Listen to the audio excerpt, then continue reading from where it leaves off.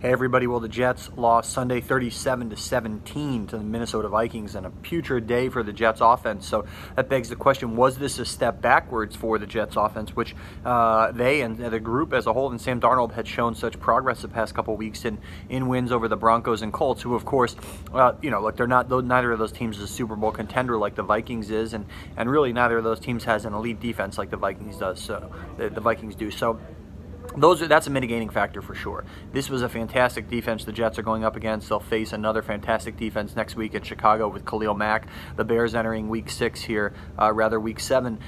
First in Football Outsiders defensive DVOA ratings. So an enormous challenge coming up for the Jets. So I don't think you could necessarily say this was a step backwards per se for this offense, but it was an example of what happens when you have a rookie quarterback and a shorthanded offense, because remember, Quincy Enunwa was out with a sprained ankle. The Jets had to cut Terrell Pryor to make room for a healthy receiver in Deontay Burnett because Pryor was dealing with a groin injury. So it's an example of here on Sunday of what happens when you have a rookie quarterback and a shorthanded offense going against one of the better defenses in the league in Minnesota. So the Jets only able to convert 2 of 13 third downs today. They were they gained 263 yards.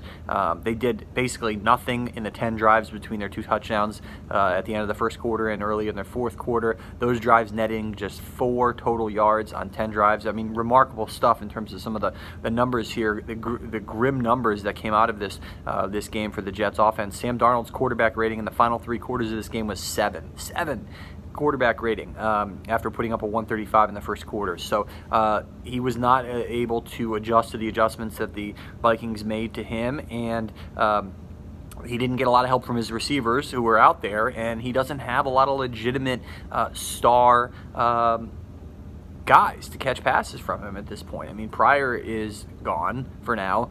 Enunwa is on the shelf for at least a couple more weeks here, and Jermaine Kearse was totally absent, and Robbie Anderson got a little bit of action on Sunday, but those are really his primary legitimate targets. The Jets need to figure out what they're going to do here going forward in order to bolster this offense, particularly as they prepare to play some defenses that are going to challenge them more than the Broncos and Colts did the past couple weeks.